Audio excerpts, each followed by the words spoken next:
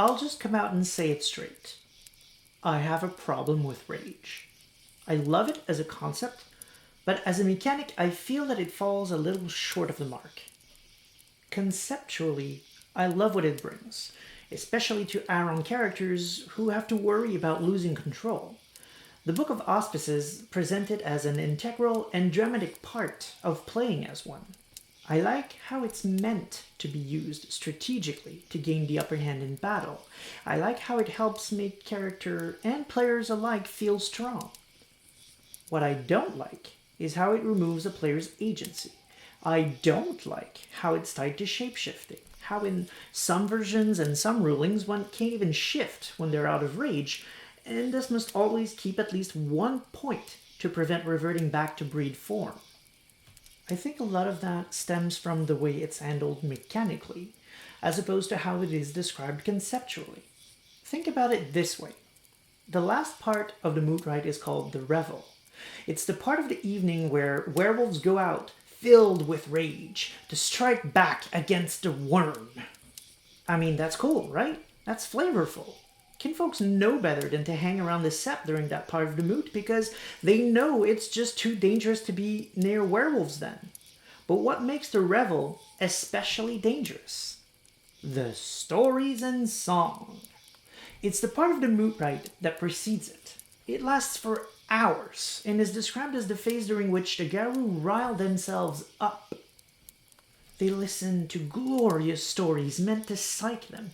They partake in boasting contests and various activities whose singular goal is to do one thing: prepare them for the coming fight.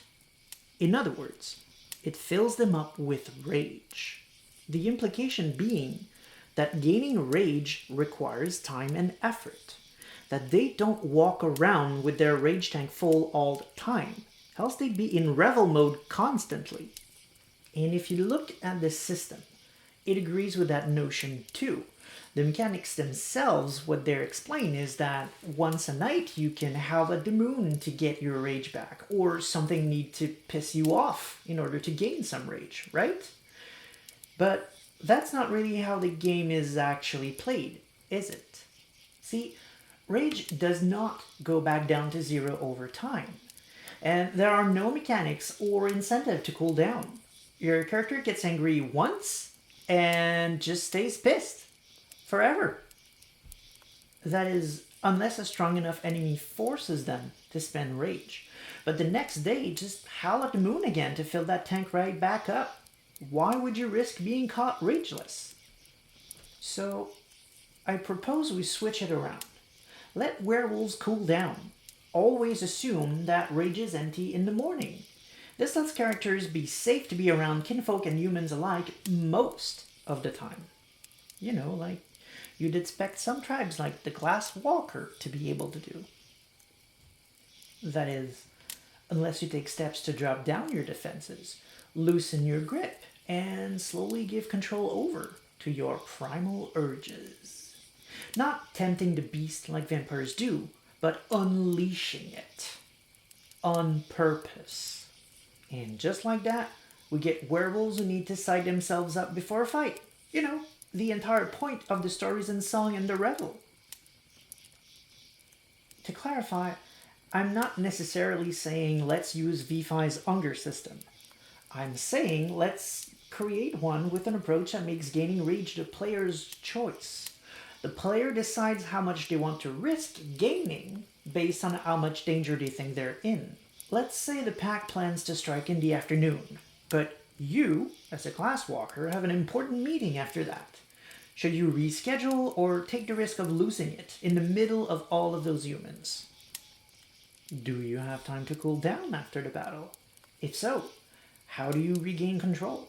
Conversely, you could show up to the fight in full control, gaining no benefits whatsoever from rage, but considerably increasing your odds of convincing the mayor to stop the logging, without ripping them several new ones first. Frenzy is still a risk.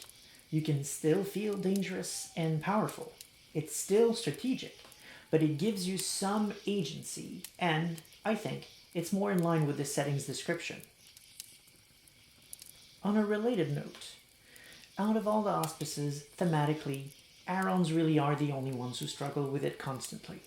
They're the ones who must be careful around others at all times, lest something goes wrong. All the other auspices never really mention rage as an issue, outside of Thurges, who may have problems because some spirits won't deal with anyone who has more than 2 dots. For the most part, rage really isn't all that relevant to them. On this, the current system agrees, it supports that. After all, you need 4 successes on a rage roll to frenzy, so in theory, only Arons and Galliards can frenzy regularly. And yet, the Galliards are the social ones. They are the cheerful songsters and the morale boosters, the wise elders with just the story you needed to hear. The ones who are often given the set job to welcome travelers. They are the life of the party. Until they kill everyone in it because of something that made them snap.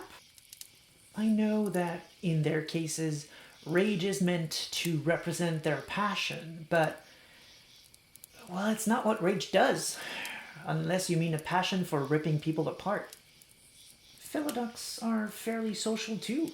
They're the leaders, the philosophers, and the cool-headed legislators. Yet they have 3 rage, just below the frenzy line. On the other end of the spectrum, Ragabashes have too few points, often buying more at character creation because otherwise they're at too serious a disadvantage in a fight, and will almost never ever frenzy unless they buy a bunch of dots, which can drift away from the point of the auspice. I guess Thurges are indeed good to go, but the rest I feel could use some tweaking. The 1 to 5 distribution makes mechanical sense, but it doesn't mesh as well as it could with the actual concepts. Dare I suggest a new distribution? Why, yes. Yes, I do.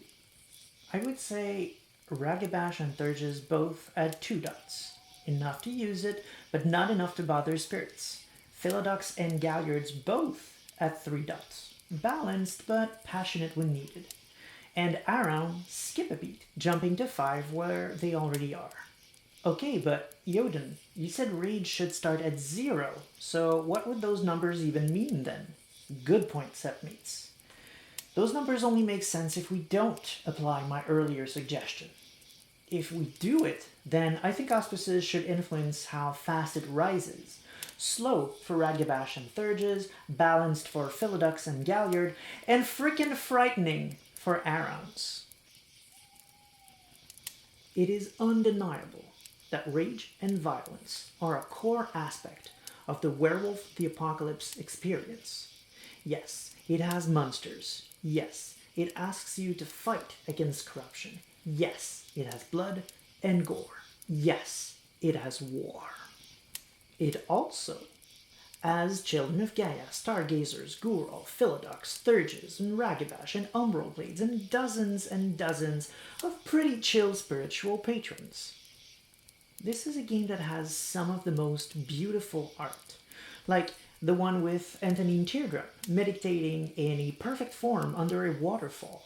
This is a game where the goal is to restore balance to the world.